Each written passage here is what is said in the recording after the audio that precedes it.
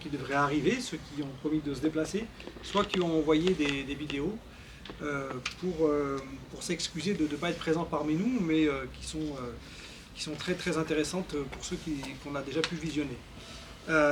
Donc la lutte contre le projet de préférence nationale, c'est une lutte qui est menée, on va dire, par les partis politiques, qui est menée par les intellectuels, qui est menée par les syndicats, et finalement qui est menée aussi par tous ceux qui œuvrent pour la solidarité avec les étrangers et qui défendent des populations qui sont menacées de voir leurs droits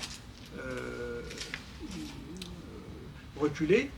Et dans l'actualité, je ne sais pas si vous avez suivi, mais il y a quelque chose de terrifiant qui s'est passé le 15 mars dernier dans l'indifférence générale, puisque on n'a pas du tout suivi ce qui se passait dans le cadre du débat parlementaire de la loi Darmanin.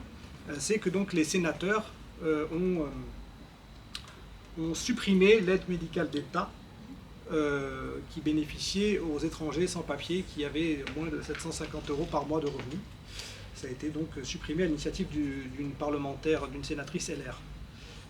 Voilà, donc l'actualité du combat contre la préférence nationale, c'est celui-là, dans le cadre du débat de la loi Darmanin.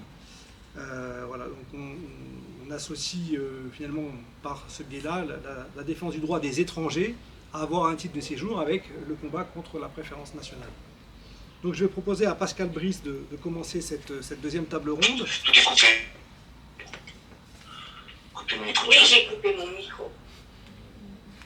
Tant que le nôtre il continue de fonctionner, ça va.